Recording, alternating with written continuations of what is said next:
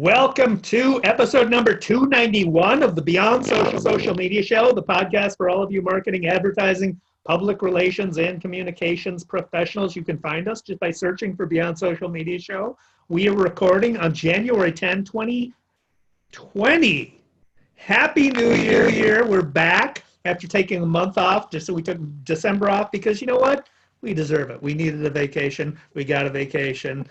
We enjoyed the holidays, and now we're back for another year of the Beyond Social Media Show.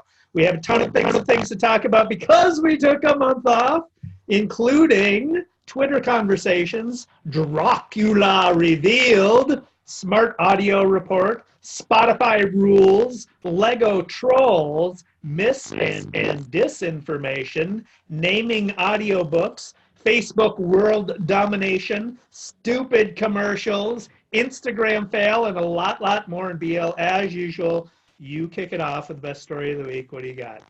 Well, number one, I'm happy to be back. And what I got is, anybody who knows me knows I'm pretty much addicted to Twitter. So I follow Twitter news very closely. And there are new changes coming to Twitter this year. And they're focusing specifically on the conversations. And the sources here are The Verge and Casey Newton, and also Twitter. And so at CES, Twitter's director of product management, whose name is Suzanne Z, said that Twitter's adding a new setting for conversation participants, and it'll be right on the compose screen. But the thing to remember about any change that they make is that they roll it out to certain accounts, not to everybody. They kind of see what kind of anarchy it creates, kind of feedback they get, and it may or may not actually happen. But what they're saying is that conversations will have 4 options: global, group, panel, and statement. So with global, if you select global, anybody can reply to you. Group is for people you follow and mention, and panel is for people you specifically mention in the tweet. Statement allows you to post a tweet and get no replies. The idea is that it may cut down on some trolling, but the problem is there's some concern that the ability to limit replies could mean misinformation couldn't be as easily rebutted. But Z said, well, you can quote a tweet as one possible resolution to that if you want to debate about it. She said it's something we're going to watch really closely as we experiment. And on the other hand, Casey Newton said it's a feature that will lead to narrowcasting. He said it could solve a lot of abuse and harassment issues in one fell swoop. And he said, I suspect most people will never use this feature. He said he can't imagine using it, and I can't really, frankly, but there's still plenty of conversation that'll happen on Twitter, and it could offer protection to vulnerable users, and there are a lot of those. Brian Barrett said in Wired that the change could effectively let you rezone Twitter from a public square to a podium. To me, this is starting to sound more like Google Plus and the communities that you could have there. And he said it would also make it harder to correct misinformation that's spreading in a siloed tweet, and it would affect the ratio, which is what Twitter calls the phenomenon of a user receiving more replies than retweets or favorites. Twitter recently also added a way for people to hide replies to their tweets. And I can see why you would want to do that. So also, Twitter says they're continuing to pay more attention that's much needed to list features because they talked about big changes that were going to happen. Those haven't happened. Users are going to be able to customize the display of lists and start making screens that make it easier to find lists. That hasn't happened for me. I think it might happen for you, Dave. As usual, this is not necessarily a permanent change or one you'll necessarily experience, but it's going to be a test of features in the next few months, and a small percentage of users will see these changes, and whether or not it expands more broadly depends on how people react.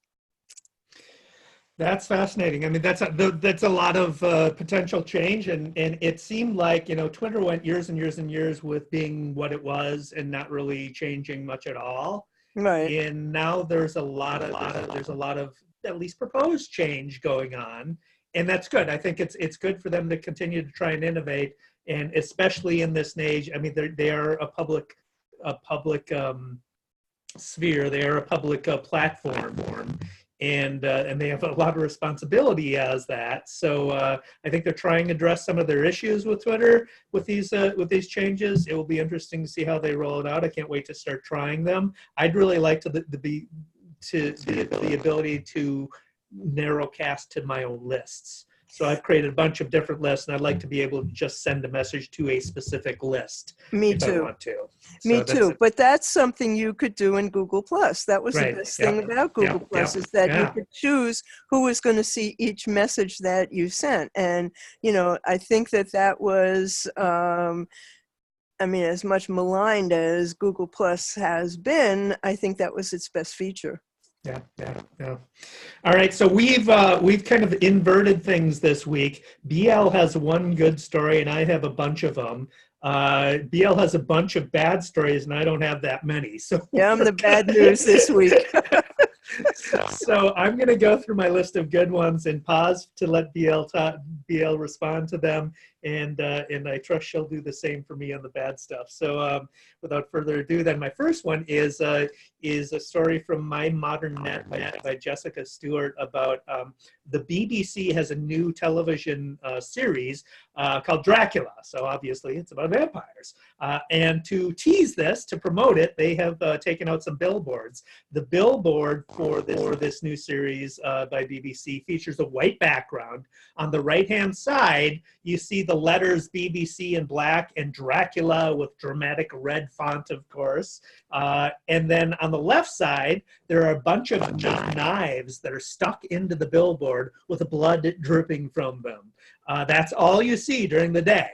But the knives are lit from the side with a spotlight. So as dusk falls, the shadows cast by the collection of the knives slowly reveal the silhouette of Dracula on the white space between the knives and the show's title. It's very clever, very well done. Mounted beneath the billboard is a glass case with the instructions: in case of vampires, break glass. And within the glass case, of course, is a wooden stake. So very nicely done there. That's brilliant. That's really brilliant. Yeah, you know, that's something that so much thought and preparation went into, and it's so subtle in the end effect. I love that. Yeah, absolutely. So we've got a time lapse of the billboard that we'll include in the show notes so people can see how it evolves over the course of a day. NPR and Edison Research has come out with their latest smart audio report. This one, I'll just cite a couple of numbers from the report. It's as usual in depth, so you'll be able to put a link in the show notes for you to download the report yourself. But 30% of Americans own 3 or more smart speakers. 3 or more. BL has none. I have, let's see, 1, 2, 3, 4, 5, 6. I have 7, including one in the car. Well, So, wait, hold on just 1 second. Over the holidays, I was given an Echo Dot. Yes, but no, I misunderstood how you use it. I thought that you had to have already a speaker to use this one, so I gave it away. No, BL. But she said I could have it back if I want. It is a speaker, so yeah, you should get it back. Yeah, I guess I will. Because everybody's doing it. The 78% growth. So these are, I don't know why they put this set of statistics in it. Maybe it's just the latest data that they have, but there's been 78% growth from 2017 to 2018. So they cite in December of 2017, there were 66.7 million households with a smart speaker, and that went up to 118.9 million in December of 2018. This is interesting too. Interest in owning a smart speaker among those that do not own one. So people who do not own one, and BL, apparently you are still in that group. That's me. The demographics break down this way: 18 to 34-year-olds, so millennials, 26% have interest of those who don't already have a smart speaker. 35 to 54-year-olds, so that's Gen Xers, 26% again have an interest. 55 plus, baby boomers, only 9% are interested in it. So there's a marketing problem there that they need to solve. Yes, there is. And so one of the other You're going to things, have to convince me that I want this thing in my house. well, I've been doing all the convincing and it hasn't quite worked. No, it hasn't worked. Yeah. The one thing about the Edison Research and NPR do a great job with this report, and I always cite it whenever the new one comes out. But this time they included they did a webinar to present the results, but they included within the webinar video interviews with smart speaker users to illustrate what the data showed, right? And so that's great in and of itself. It's nice to hear from actual users and they're in their own words what they like and dislike about the speakers. The interesting thing, though, is I noticed that when the women who were interviewed in these interviews, when they were referring to their smart speakers, they referred to the smart speaker as a her or a she. Really? Yeah, and the men referred to their speaker as an it. See, now that's usually the opposite. Like when I hear men talk about machines, they call them she. When, like when the handyman came to fix the air conditioner, he called it she. I mean, I think that's very interesting. It is. I would call it she, though. Yeah. Yeah. Well, I mean, it's the Amazon Spark speaker has a female name. Apple's voice assistant has a female name. They're by default female voices that respond to you, so it makes a lot of sense that people would refer to it by gender that way. But just found it fascinating that men were referring to it as a thing. See, I immediately changed the voice to a man's voice. Yeah, really? Yeah, I don't want to hear it. Okay. Yeah. Interesting. Much rather. And recently on my phone, it's an Australian man who's doing Siri. Yeah, I got an Australian woman on my Google Home. It's a nice accent. Yes, it is. I always like that. Yeah. So more podcasting news here. This is from Pod News, the excellent Pod News newsletter. In a private note to investors, Morgan Stanley has published a 6th annual audio entertainment survey. So the data reveals that Spotify is now the most popular podcast platform in the U.S., claiming 24% of podcast listeners, while only 21% used Apple Podcast. It seems to be a case of Spotify growing rather than Apple declining. But the research also claims that people are finding it harder to discover new podcasts, not easier. I suspect that's because there are so many. There's so many, right? Exactly. And the top way that people discover new podcasts is by word of mouth, is by other people telling them about them. So there is definitely, and there has been a podcast discovery problem in that industry. What do you think will change that? Well, or could I don't. You got to market your podcast right now. Yeah. I don't know. I don't know that the on device or the devices themselves are going to particularly help that. One thing that people mentioned in that data for the NPR Edison Research is smart speakers with screens. So the Echo Show help them discover stuff, because rather than having to dig through the app to find stuff, it's easier for them to see what they want, what they might want with a screen, rather than just as a voice enabled device with no screen. So that might be the answer. It seems like there should be an algorithm that one of the platforms would have that says, because you listen to this, you might like that. I haven't seen that come through. That's where Spotify comes in. So if Spotify becomes integrated with, and you can attach Spotify to your Echo device. Spotify does have that recommendation capability. So you would think that that might be something that will roll out in the future. In fact, another Spotify story. This is from The Verge's Ashley Carman, who reports that Spotify has announced that they are offering a targeted advertising service for podcasts. So they have a streaming ad insertion technology that they use for their music already. But this is basically expanding that technology for podcasts to insert ads into shows in real time. So as you're listening, now, most people listen by streaming rather than downloading actual files to their devices. So using that streaming technology, they can actually insert in real time based on what Spotify knows about its users, which is a lot because they have a registration process, which they're collecting a lot upfront when you create about people, users when you create an account.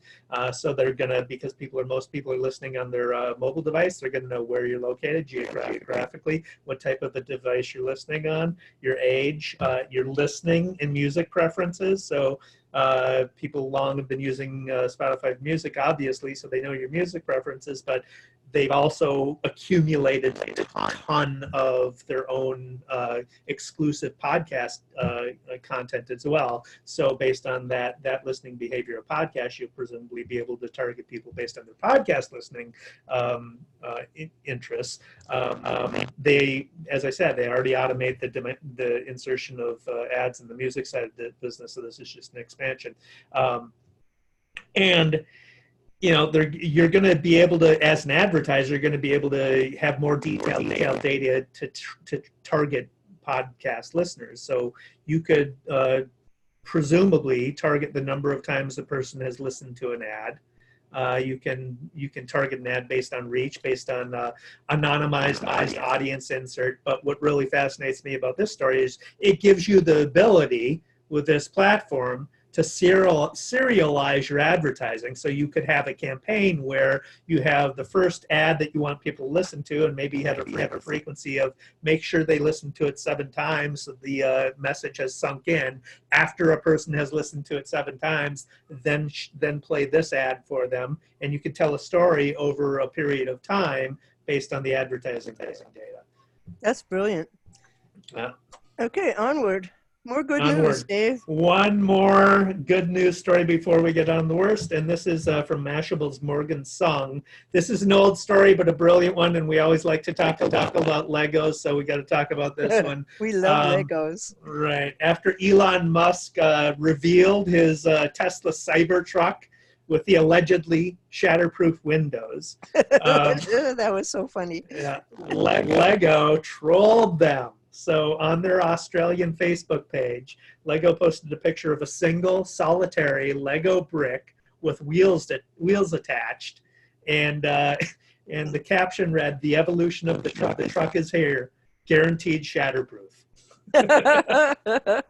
The marketing for Lego is just the best there is, and consistently over years. I mean, it's not like they have one brilliant campaign and then the rest is sort of ho-hum. They're great all the time. Yeah, they are. I love them. So that brings us to bad news, huh? It does indeed. What do you got? Well, I mean, this is really sad. You know, there's been a lot of false information about the Australian bushfires on social media. And many Australians are finding out their information about the fires from social media, social networks, and some accounts are spreading information that's false, misleading, unverified. So BuzzFeed News is keeping track, and Cameron Wilson wrote this list of things that are false, and among them claims that various groups, including environmentalists and Muslims, have conspired to start the bushfires. Completely baseless. The theory that Australia's bushfires were deliberately lit to clear the way for a high-speed rail network, totally unfounded. But this stuff has spread. Photos have been posted that are not from the current wildfires, which is really strange. And a firefighter who told the prime minister to get fucked is not at risk of being dismissed at all. And then my friend John Counsell, who is in Australia, but thankfully far from the fires, said, don't believe the photos that are circulating because many of them are infrared photos and they're not photos of the actual fire scenes. He said, this is very deceptive. So you know, there's misinformation is going to happen, but when people's lives are at stake, this is really dangerous. So, you know, again, people who need to vet information, and when it's coming that fast, it's hard to do. Yeah, it is. Wow. Yeah. So do you have that news? I do, but it's not as grave as yours. It's more stupid with a double O. Is stupid. This is a GameFly commercial. So GameFly is basically Netflix of video games. If you don't know, I know you're a big video game user. So yeah, right. So they have been running a commercial, a TV commercial, and it has a Western theme, so like a shoot 'em up Western. Jesse is the sheriff of the town of Gamefly is the plot. It's high noon at the OK Corral, but instead of a duel, it's a video game competition. Jesse wins. The blonde beauty falls into his arms. And so play video games, get the girl, said no one ever. Come on. So this is from another BuzzFeed story by 3 reporters, Craig Silverman, Jane Liftienko, and William Kung. And it is about the worldwide industry of disinformation PR firms. They're known as black PR and marketing firms, and they're for hire to deploy fake accounts, false narratives, and pseudo news sites for the right price. They are a real menace. So 2020 is shaping up to be the year of communication pros for hire, providing sophisticated online propaganda operations for anybody who was willing to pay them. Politicians, parties, governments, other clients known, are hiring them to spread lies and manipulate online discourse. And Nathaniel Gleicher, who is Facebook's head of cybersecurity, told BuzzFeed that the professionalization of deception is a growing threat. The broader notion of deception and influence operations has been around for some time, but now these companies basically build their business model around deception, and they become so lucrative in the Philippines that many PR firms feel like they're pressurized to offer this type of work. One agency director told BuzzFeed it's tempting to offer black PR services because of the potential profit.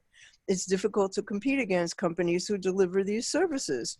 And so PR firms use industry jargon when they're communicating with clients to help sort of neutralize the stigma of the real disinformation that they do. So they'd use terms like supplemental pages and digital support workers to describe what's otherwise known as fake news sites or paid trolls. And they, pitch their services this way. And so these terms lend an aura of respectability to these transactions and give them a level of plausible, work. And trolls and, horrible people have been around, but they haven't had firms doing it other than like maybe, Russian, what are they called, where they're sitting around and doing bad, I can't think of the name of it. But this is a PR firm. And, I worked for one that is known as Hell's PR firm, but these guys are right there. Yeah, well, so one of the quotes was from somebody in a PR thing saying it's difficult to compete with these agencies that offer it. No, it's not. The answer is you don't compete with them. Right, you exactly. don't take that business. It's not like every company is corrupt to the core that they want this type of a quote-unquote service. Well, Dave, having worked for a really, really big PR firm, they don't walk away from money. Walking away from money is a really hard thing to do. When there's money on the table, it's very hard for these big companies to say no. And, you have to recuse yourself from these accounts and risk your job if you don't want to work on them. Many, many years ago, I refused to work for Philip Morris. I almost lost my job over it. I also refused to work for the Shah of Iran when I was at a big PR firm. That stuff is not looked on well in those places. So it's tough. Well, there's a phrase, the fish rots from the head. That's for sure. So it's all about leadership. And if leadership, leadership sets the tone. That's for sure. We need better That's leadership exactly in this right. day and age. Oh, yes, we do. You got another bad one? I do. It kind of fits with what you're doing, with it, what you're talking about, what you just talked about, and what you're going to talk about. Okay. But my angle isn't about that, but we can discuss it. So I am listening to an audiobook called Mind, F-U-K, Cambridge Analytica and the Plot to Break America. So this is by Christopher Wiley, who was the whistleblower who blew open this story about Cambridge Analytica's role in Brexit and in the 2016 elections in America. And it is, I've been on about this story from the beginning. So people who have been long-time listeners will know that I've been kind of obsessed with this story since the beginning. But this audiobook, and I'm nearly done with it, is very insightful and taught me a lot of things that I didn't know. So there's a lot of stuff in there that is from this guy, Christopher Wiley, who is a data mining and machine learning AI professional, who basically a central player who built Cambridge Analytica's data mining and digital psychological ops program. Young guy who got involved in the firm with he's kind of naive, and got pulled into it and ultimately became a whistleblower once he realized what he'd built. So seems like a good guy. He has testified before Parliament and before Congress about this. But there's a lot, even if you've been following the story as closely as I have, there's a lot to learn about how they did this and how freaking scary it is. And the data that Cambridge Analytica collected, I mean, psychological profiles on most, if not all of Americans, coupled with their voting data, all that data is somewhere and somebody's got it. And I suspect it's not the Democrats.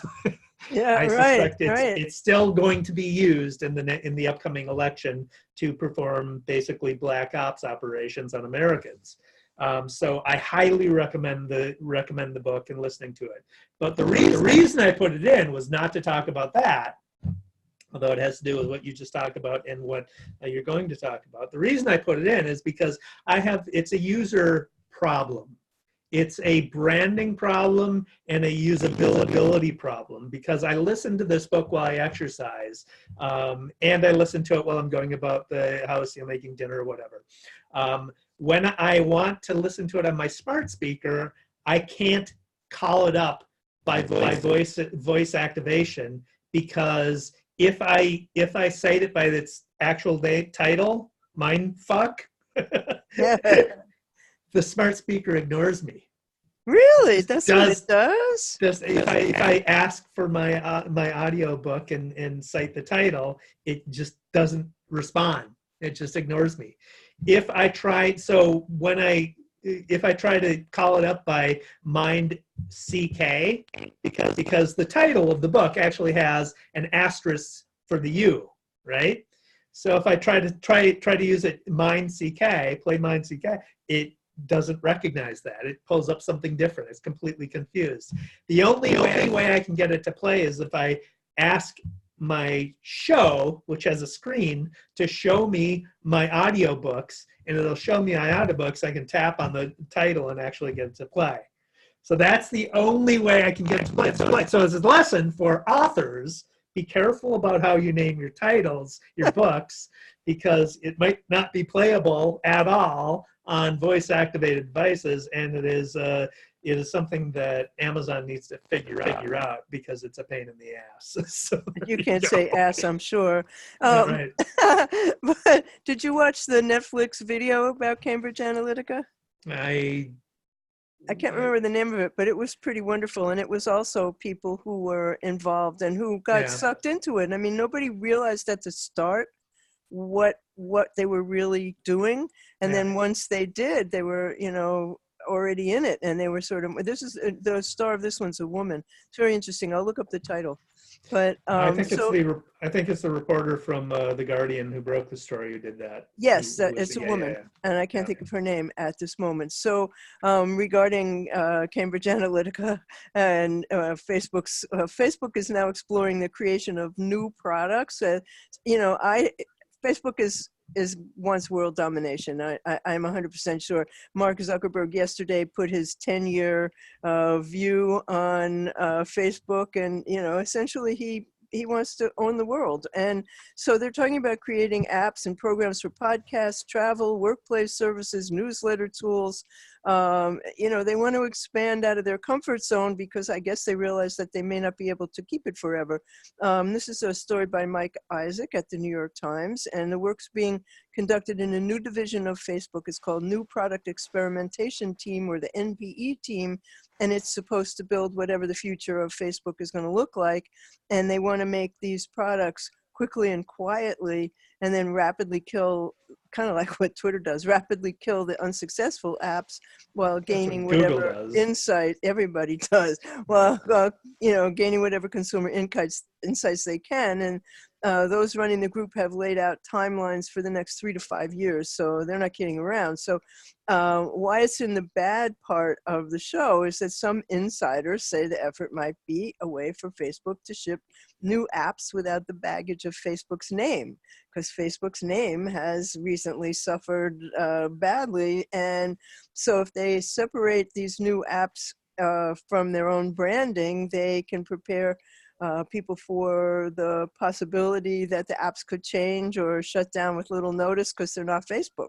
So early ideas include a podcast platform, breaking into the travel industry, planning itineraries and things to do. And that makes sense. Combining travel activities with Instagrammable locations. After all, they own the place.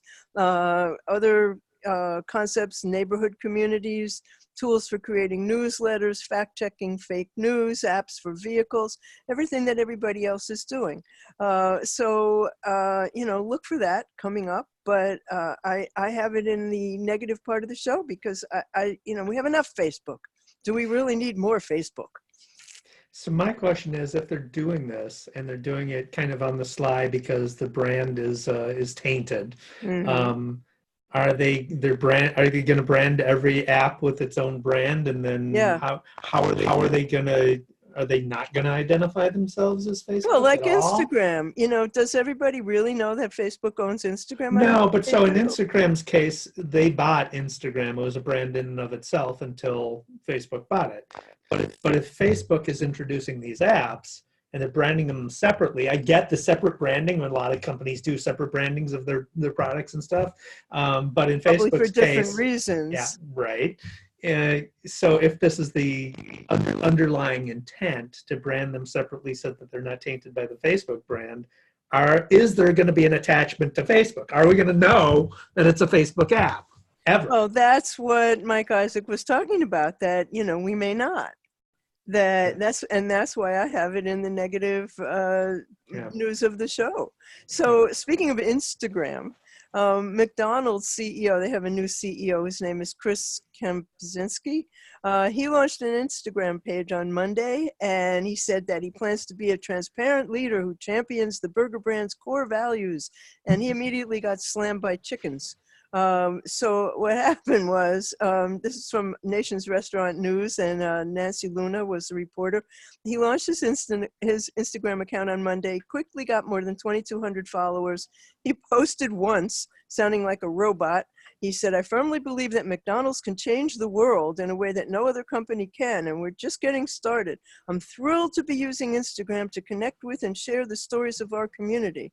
Immediately, the responses demanded better treatment for the chickens that McDonald's raises and serves. Hashtags included McChicken Cruelty, and there's links to McChickenCruelty.com. And he didn't answer. He never posted again. He has a Twitter account, but it's got an egg, not a photo, and no posts. And, like maybe he's saying, like Bette Midler in one of her wonderful albums, she had a song on there. it's so hard to clean your ears. Why bother? You know, I'm wondering if it's so hard to post on Instagram. Why bother? So, anyway, how stupid. Was this a video What do you mean? post? Was it a video post? No, it wasn't a video. It was just a picture of him saying, you know, hi, glad to meet you. Okay. And you know, we're going to change the world. Really? How many hamburgers will that take? I mean, So I will say that in his defense, that that any company like McDonald's, Burger King, any fast food company, Wendy's, that serves hamburgers or chicken is going to get that response. and you should anticipate it. True. And I suspect this sounds very much like somebody convinced him that he needed to do it because he needed to be on social media. And so he took their advice, and they didn't have a, I mean, if he's got a Twitter account and it's an egg, then it wasn't fully planned out. Right, exactly. And, you know, I mean, it's just a big fail. It's a fail. So do you have any more bad news? Because I have shiny stuff if you have. I don't. Go ahead. Well, finally, after a million years, Craigslist has launched a mobile app. It's just as ugly as the regular. Well, it's on brand. Yeah, right. I mean, Craigslist has been around since 1995, and they launched. And it looks like it. It looks like it, and they launched a mobile version that looks like it too. But it's good news if you want to sell furniture, find apartments, hunt for part-time work, or anything else. And it would have been great news a decade ago, but we'll take what we can get. And so what's new is that users can set up alerts and save posts and searches and place and edit ads and favorite things, and it basically replicates the simple experience that is using Craigslist. It was speculated that their annual revenue could be over $1 billion, which is saying a lot since the product hasn't changed over the years. I mean, you know, it's all something they do that is works. sell. What the only thing they charge for are what? It's just one category of ads, right? I can't remember what it is. I think it's apartments, but I'm not sure. Yeah. It's like that's all they do. It's amazing. I love Craigslist. I mean, for all it is what it is. It looks like it looks, but it works. But it works. It does what it needs to do. Yeah. And so I use Craigslist to find people to play football. Oh, so what I fun. and it works. It just generates come out and play. And then the way that people buy and people sell their stuff, right? So making an app, long overdue. I agree with you, but that's how you sell your stuff, right? You take a picture of something, it's already on your phone. So using the app to do that and everything, that's great. I'm going to use it. I'm totally going to use it.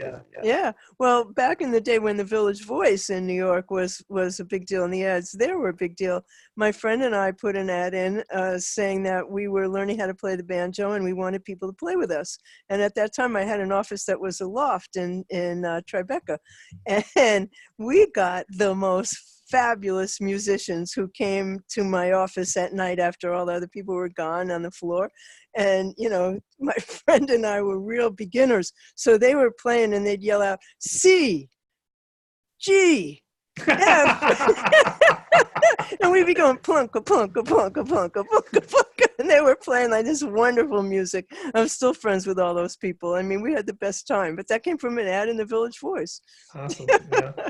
Now that we're talking about this, reminds me, I was going to put this in the show notes for this week, but I will tease it for next week because I'll definitely talk about it next week. I have the most fantastic classified ad ever written that we will talk about next week, and next week's show is fantastic.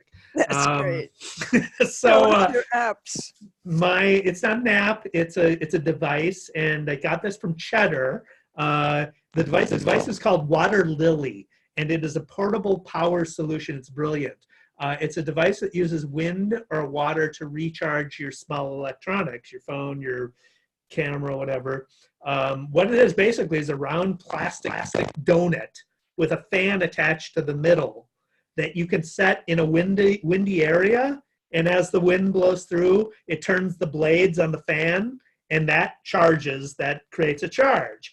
Or you can take the device and put it in a bubbling brook, and the water flowing through the fans will create a charge and store energy. Or if you don't have any of those options, you can actually hand crank it, and the spinning blades will generate power, and then you can charge up your device with it. It's brilliant. We'll put a video of this from Cheddar in the show notes for people to see it in action. I have a sister who goes to the Boundary Waters canoe area up in northern Minnesota at the Minnesota-Canadian border. It's just this collection of lakes that you go on. You can't have motorized devices. You canoe through it. You have portage and everything, and so there's no power at all. I sent her as a Christmas gift a super heavy-duty charger that retained charge, but this looks like she doesn't listen to my podcast, so I can talk about this.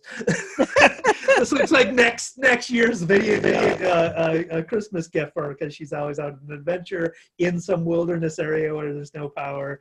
So this should work. So I have one of those big chargers that like you have to charge every 2 weeks, and you can charge everything, your phone, your computer, your everything with it. It's like a big flat battery. But so you do any camping? No, I don't do any camping. Okay, so this one. No, to me, camping is, a motel that doesn't have HBO. I mean, I'm not a camper. I used to, but one time when we were camping, there were some bears, and that was the last time that I wanted to be camping. You just got to make sure that you wash everything and put all your stuff high in a tree, so that when they come around, they're not anywhere near the tent. Yeah, well, that was all I needed.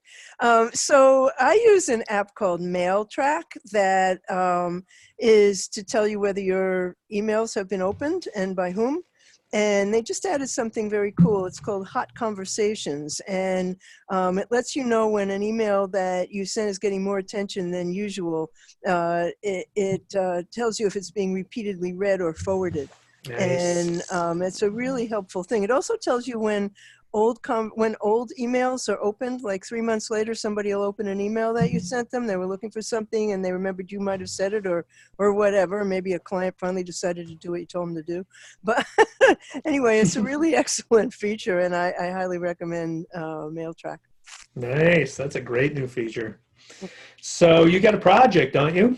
I do. I did some video interview snippets for Stu Leonard's, and two of them are particularly, I think, interesting. One is about the origin of the family foundation, and the other is about the passion that's really at the root of the business. I mean, they really, truly want to make people happy. That's the whole premise of the business, is you want people to be happy so they'll come back. So they're 2 and 3 minute videos, and I'll put a link to them in the show notes. Okay, BL, you need to explain Stu Leonard's for people who don't know what that is, because we don't have Stu Leonard's anywhere. Oh, okay. It's a grocery store that started in Connecticut and now is in 3 states, and it's the New York Times called it the Disneyland of dairy stores. You go there and there are people dressed like chickens and cows who walk around. There's audio animatronics. There's a live petting zoo in the parking lot. The idea of the whole thing is to make it fun to be there, to make kids want to be there, so their parents, so the kids won't mind when there's grocery shopping. They have a milk bottling plant right in the middle of the store. All the kitchen areas are open so you can see. It's a really fun place to shop, and it's a family business now entering its 4th generation. And so I think these 2 videos are particularly germane to what they do. Cool. We'll put those in the show notes. People can take a look. I've got a link that I'll put in the show notes for a blog post that I've been updating over the years, because things come in and they look cool, and then sometimes they fold, they go away, so you got to update. But it is 14 keyword research tools to determine what people want. So I've updated my post. It's got the latest and greatest of those kinds of tools, and we'll put a link to it in the show notes so people can avail themselves of them for their it's a great post. Keyword research needs. Yep. I have a political one that I want to share. That is, this is from the Discovery Channel, which has run a docu-series, 5-episode docu-series that examines the psychological roots of hatred. It's called Why We Hate. It's fantastic. Watch every episode. It appears that this is season 1, so it appears there will be more seasons to come. I don't know that for sure, but that's what it looks like. Again, the Discovery Channel. This is produced by Steven Spielberg. Wow. Some of the episodes include the origins of hate, tribalism. And tribalism in particular was interesting to me because one of the examples of tribalism they cite is soccer team fans of soccer teams or fans of professional teams in general. But they use soccer as an example because there's riots at soccer games and how people identify that their fandom becomes part of their identity. And so when you have an opposing team who's giving you crap, it's not a friendly rivalry anymore. You're defending your identity, and you're defending the identity of those who are on your team. And it is fascinating psychological dynamic that kind of hit home with me because there's some NFL fans that I don't like. Packers fans I can deal with. There's other fans I really don't like at all. I think there might be some baseball fans too. Not so much anymore. Baseball's more civilized sport. Not so much as that, but it's teams in terms of baseball they don't like. Anyway, extremism is another episode. Tools and tactics. So they're giving how you can deal with it. The extremism episode deals with a guy who was a skinhead and reformed basically, and he's gone around to try and pull people out of that culture and get them to see the light as it were. So that was a fascinating episode. Tools and Tactics, Crimes Against Humanity, a bunch of other ones, but this is highly recommended, especially in this day and age when we need it badly that people understand these dynamics. Produced by Spielberg. That's so interesting. Yeah. It really is. So just he said it was inspired after he did the Holocaust Project. Yeah. One thing about soccer, when my niece was playing soccer when she was in high school, and I would go to their games, and like if somebody bumped someone on their team or if something happened to someone on their team, their whole team would sit down on the field. And, like, you don't mess with us. You don't hurt us. I thought that was just such an interesting phenomenon that they did. Have you ever seen that? I haven't seen the sitting down. I think I was expecting you to talk about the parents. No. The parents get nuts. That's true. So I don't have anything political, but I think that brings us to pro tips, right? It does. You have some good ones. Go ahead. I got one good one. I'm going to save the other one for next week. But this is okay. This is so when you run Facebook ads or any social media ad, standard operating procedures use Google. If you're tracking through Google Analytics, Google's URL builder, so that you can track your campaigns by source and by the campaigns and everything. To send that information onto analytics and understand the effectiveness of it. But when you just use that long URL that you've tagged and you plug that into your Facebook ads, Facebook will often strip the tracking code from your ad, so you're not going to have that data on the back end once people reach your site and see that in Google Analytics. So in order to prevent that from happening, after you've tagged your URL, use a URL shortener like bit.ly or some other URL shortener to keep Facebook from stripping out those tracking codes. That's a really good idea. That really is. So mine is to tell, I noticed in the last month or so that in Google My Business, in addition to Google reviews, at least in the medical field, there are other reviews listed. And so you have to pay really close attention to all of your online reviews. Google says that review count and score are factored into local search. And more reviews and positive ratings, this is from Google's site, will probably improve a business's social ranking. So in the knowledge graph for doctors and dentists now, Google My Business includes reviews from Health Grades and something called Dr. Oogle. And I looked that one up, and that one has a very questionable reputation. And in order for you to respond to your bad reviews or your good reviews, you have to pay them $149 a quarter. And if you don't pay them, then they take down your response. You can, if you don't claim your free account on Health Grades, the image in your profile is basically someone with a bag over their head. So you have to pay. You have to pay. Really the unknown comic.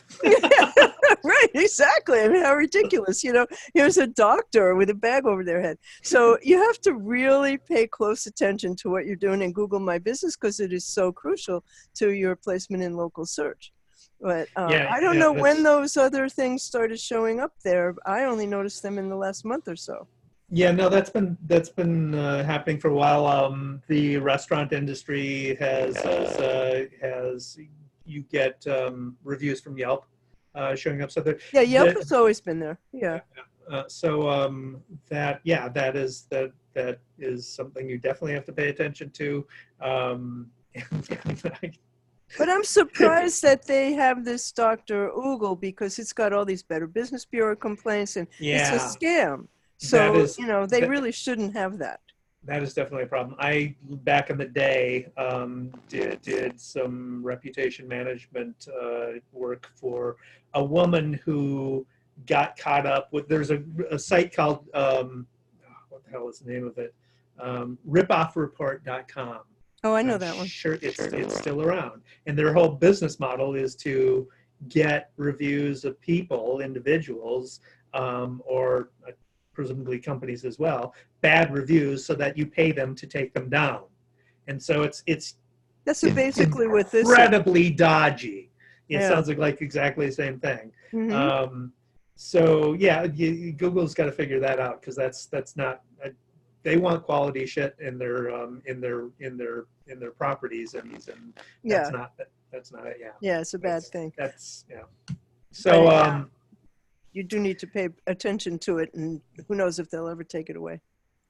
Well, I mean, that sounds like that particular example sounds like something that just Google is not aware of yet. Maybe. So let's wrap this up, right? Daily numbers. This is blogging research. When was the last time you heard of anybody doing blogging research? I mean, it seems like nobody's paying attention to it anymore, but Orbit Media is. They've surveyed 1,000 bloggers and have a nice report with a bunch of great stats on blogging that I'm going to just cite a couple of them to you, but we'll put a link to it in the show notes so you can get the full research. The average blog post takes 3 hours and 57 minutes to write. At least. That's up 65% from 2014. Remember snackable content?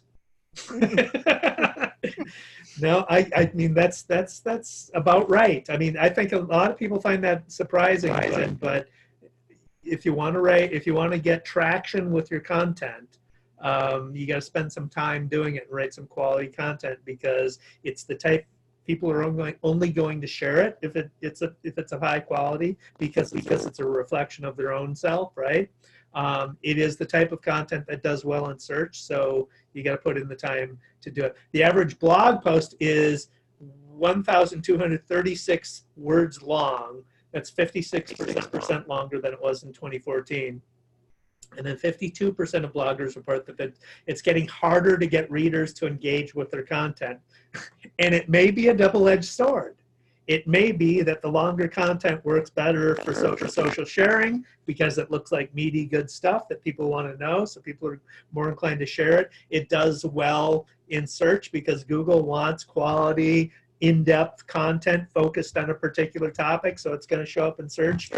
But then once people get to the page, That's a lot of content. TLDR. Yeah. I think there's a happy medium, but I disagree about nobody talking about blogging. Everybody's talking about blogging being right now is its resurgence, and how people are starting, including me, starting to spend more time on it because it's our own real estate online. And, you know, it still is the place where you own. And so if you know how to write and you know how to market your writing, blogging is the place to be. And a lot of people in their predictions are talking about the resurgence of blogging. Yeah, I don't disagree. My point was, when was the last time you saw a study on blogging or any stats related to blogging? Because nobody seems to be paying attention to it in terms of, you know, what are people doing lately? This is the Yeah, first it's time I've seen the interesting. report. I want to read that study. So that brings us to the end of episode 291 of the Beyond Social Media Show, which we have been bringing to you on a weekly basis since 2013. You can find us by just searching on Beyond Social Media Show, or telling your smart speaker to play Beyond Social Media Show. And we'll have links to everything we talked about on beyondsocialmediashow.com/291. And I am here with the always charming David Erickson. He's on Twitter as D Erickson. He's on Instagram as DE Erickson. I like to think of it as Dear Erickson. He's on YouTube as eStrategy. He blogs at the wonderful eStrategyblog.com. I'm BL Ochman. I'm on Twitter as What's Next. I blog at what'snextblog.com. I'm What's Next blog on YouTube. And the show, beyondsocialmediashow.com, is our blog where you will find every episode we've ever done. And on Twitter, we're the BS Media Show. And we will be back next week, and we hope to see you then. We thank you for watching.